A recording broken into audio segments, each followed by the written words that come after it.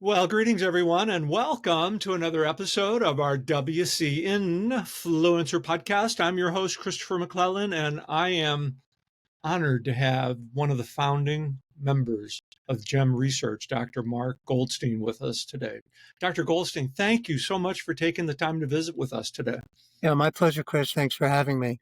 Yeah, we've been looking forward to doing this for quite a while, and today's the day, and here we are. And one of the things that I've been thinking about as preparing to visit with you today is you've had such a you have such a wonderful and distinguished career, but what led you into the research component side of medicine?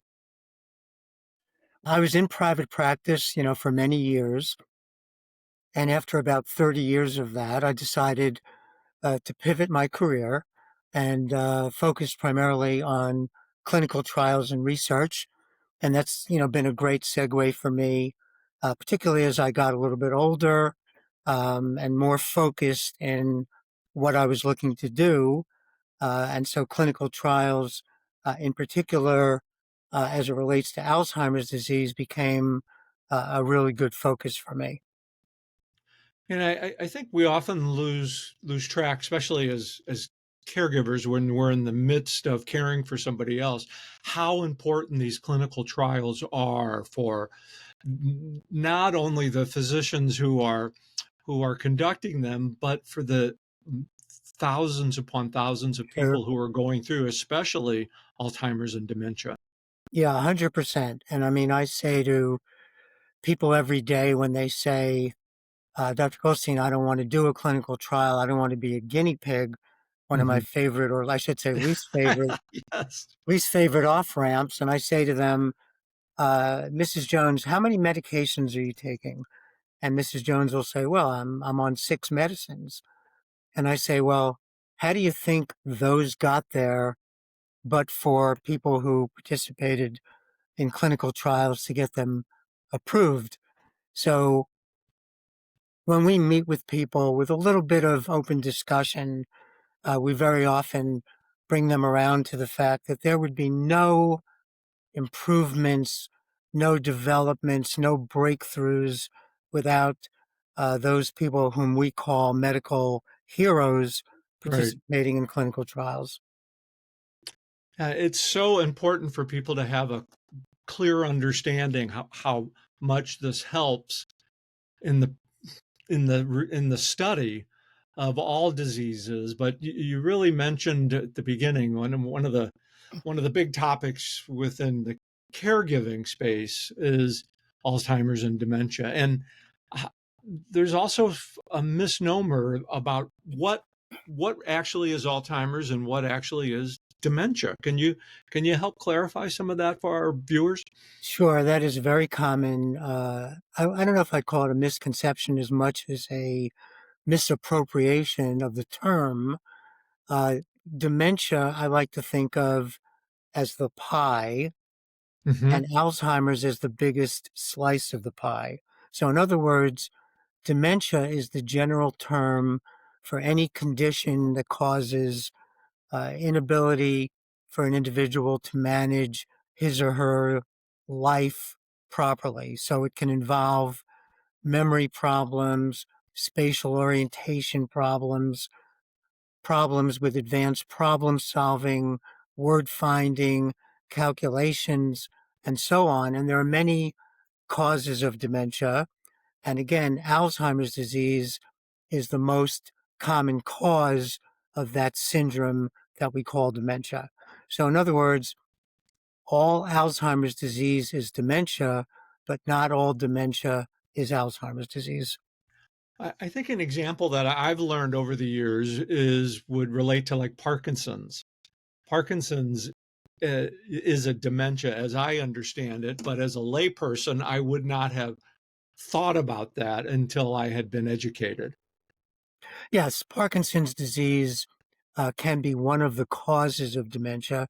Hmm. Parkinson's disease, as you may know, is a condition unto itself, Right. but often associated with it is a dementia. In other words, aside from the movement disorder of Parkinson's, the shaking, the slowness, the balance difficulties.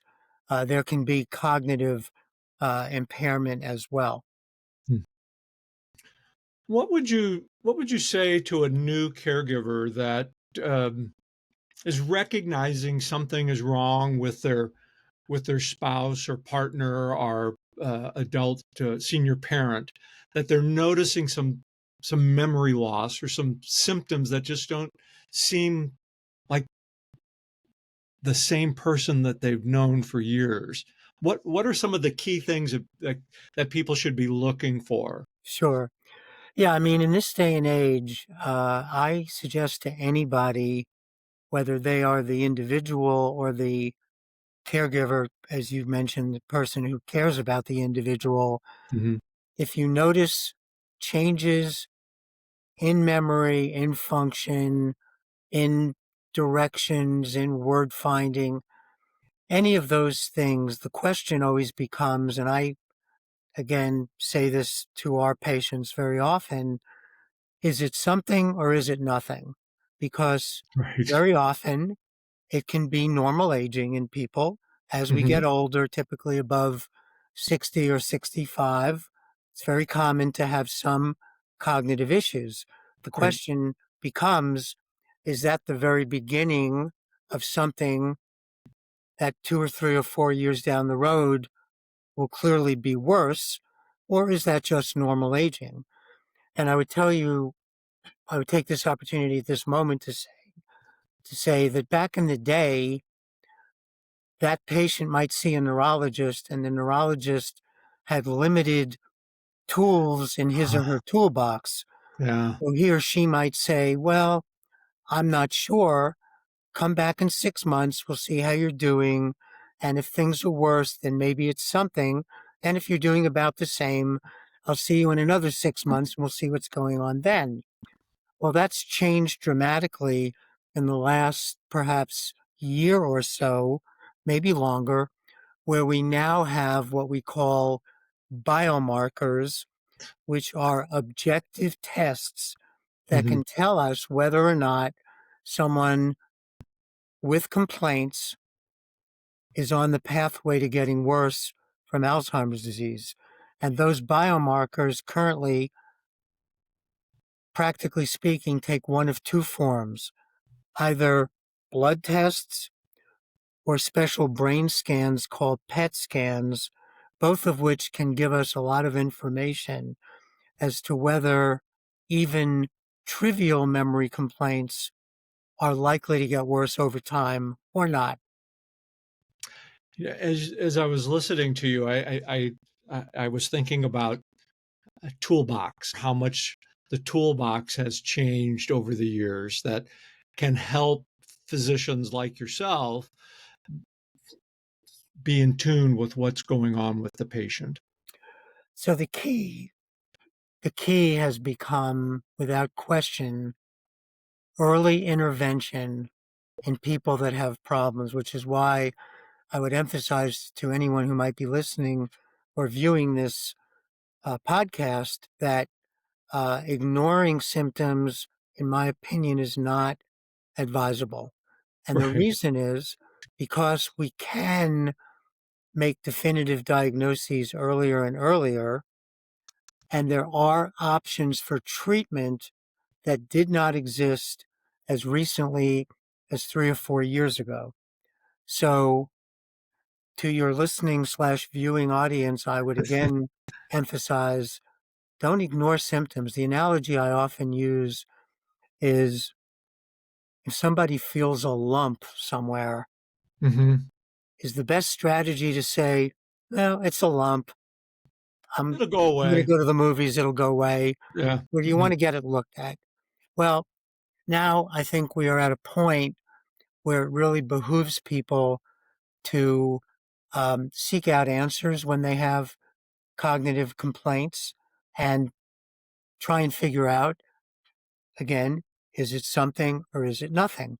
Because if it is something, there are options to do things about it.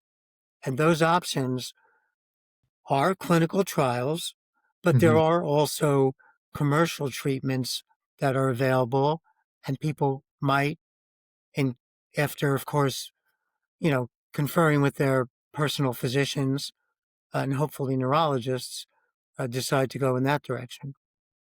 Because it's so much, I don't know, better or easier, what the right word would be, to be proactive instead of reactive in any type of health situation. Yeah, I don't know about easier, Chris. I do know it's advisable. A lot That is the right word. of, a lot of times people put their heads in the sand, and that's not the right way to go. What are some of the current treatments that you're seeing now with Alzheimer's? So, as we speak, there are two approved treatments, therapies. One is a uh, Eastside pharmaceutical drug. The medical name is lecanemab. The generic name is Leqembi. The Hmm. other name, the other drug is an Eli Lilly medication, medical name donanemab. It goes by Kisunla. They are both given as IV infusions. One of them, the first one I mentioned, every 2 weeks. The second one every 4 weeks. They have been proven to slow down worsening. I emphasize they're not cures. There's no cure, yes. Hmm. They do not improve cognition, but they may slow progression Yeah. for a period of time.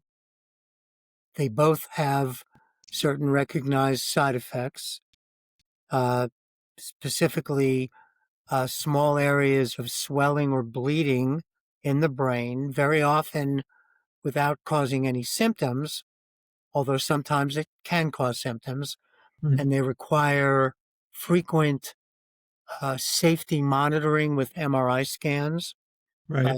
typically anywhere between 5 to 7 scans in the first 12 months or so. Right. So, you have to be carefully monitored by physicians who know what they're doing with those drugs. They are a good first step, but Hmm. I emphasize, are not miracle drugs, which is why there are currently dozens and dozens of clinical trials that are still being done for treatment for Alzheimer's disease. If those were miracle cures, I'm pretty sure the industry would dry up We're dry. for Yeah. ongoing clinical trials. Yeah. One of the questions I get asked quite a bit, and my caregiving experience did not interact with dementia and Alzheimer's, but we've had family members, uh, in my personal life, and I've often wondered, is it a hereditary disease?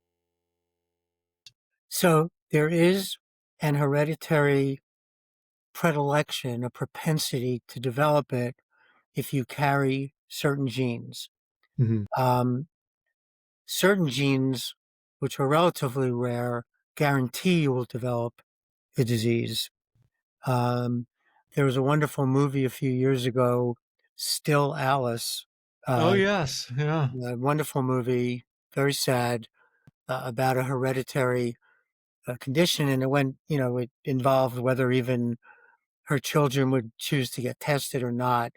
But that's not as common as garden variety, if you will, Hmm. Alzheimer's disease, in which uh, there there is a gene that if you carry two doses of it, one from your mother, one from your father, it's called the ApoE4 gene, you're much more likely to develop the disease.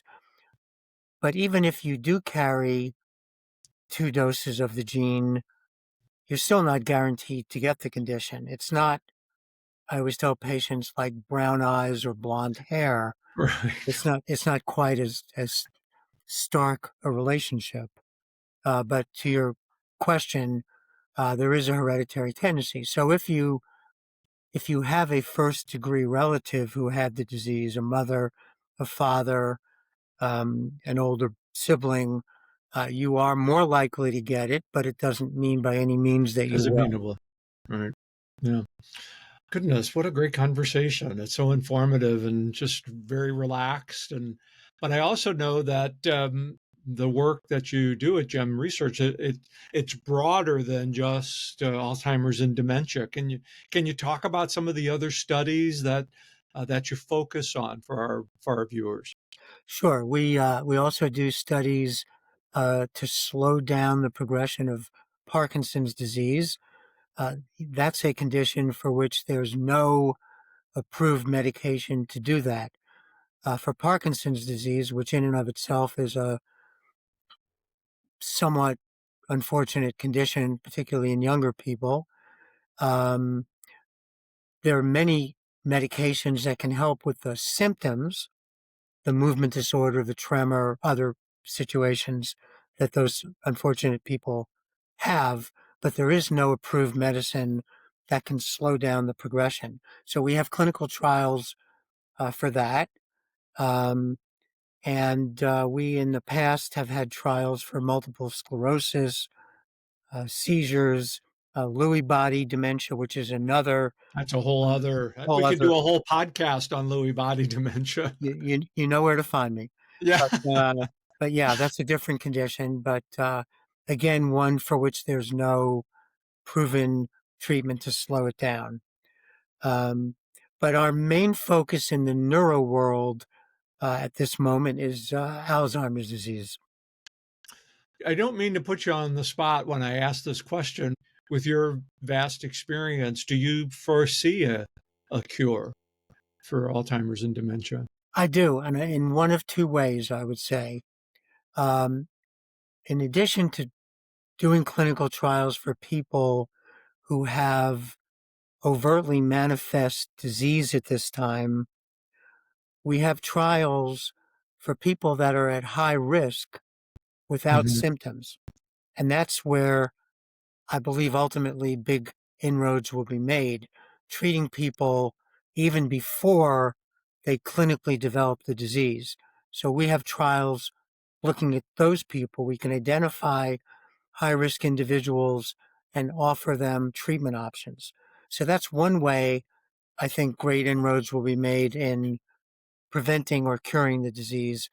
The other way I believe it will be made is in combination therapies. Currently, the two drugs that I mentioned that are approved direct their therapeutic uh, focus at ridding the brain of a protein called amyloid, which accumulates in the brains of patients who have Alzheimer's disease. You cannot have Alzheimer's disease without brain amyloid. But that's not the whole answer. There are a lot of other things that go on in the brains of people with Alzheimer's disease. In addition to amyloid, they accumulate another toxic protein called tau, TAU for your listening audience that might want to look that up. There's inflammation that goes on, many other things. And so I believe ultimately combination therapies will be utilized that may even be individualized based on the particular makeup of a given patient's condition. Mhm. A lot of amyloid, a little bit of tau, a lot of inflammation, he or she gets this cocktail. A little bit of amyloid, a lot of tau, not so much inflammation, he or she may get this cocktail. I liken it to the way we treat cancer, where Uh, we can direct therapies based on many different parameters that the patient with cancer might have. Dr. Goldstein, this has just been terrific. But let all of our viewers and listeners know how they can learn more about GEM research and get involved in some of these studies. Well, we would love to see any of your listeners or viewers. We do routine evaluations in which people are seen by neurologists, myself, and Dr. Linda Powell, who is a board certified neurologist, and we will see people, we will assess them. They may be candidates for clinical trials. They may have nothing wrong with Mhm. them. We may suggest other avenues. Um, and many of these people can be tested for whether or not they're at risk, typically above the age of 50. I should emphasize that. We wouldn't want to be seeing 22-year-olds worried about their Right. memories, but people over 50, we can generally see at GEM Research, um, and are happy to do so. And, I will make a shameless plug here, which is that there are never any costs involved in anything we do. That's not a Going, shameless plug. I was going to kind of tweak you into that because I actually, the way we have all met is I came in for a clinical trial on one of the Alzheimer's studies because we have it in our family, and I was concerned right.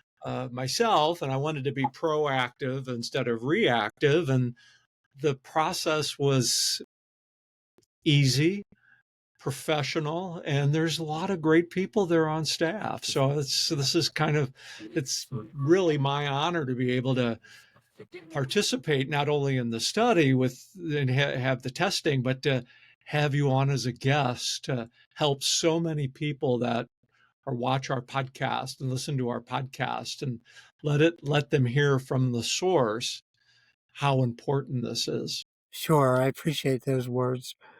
Yeah, so we are happy to see people. There's no cost, there's no insurance involved. We don't care about any of that. And most importantly, everything we do here is private. And that's important to people in this day and Very age important. where Right. things get out and you worry about that. But we're very careful about the sanctity of medical privacy.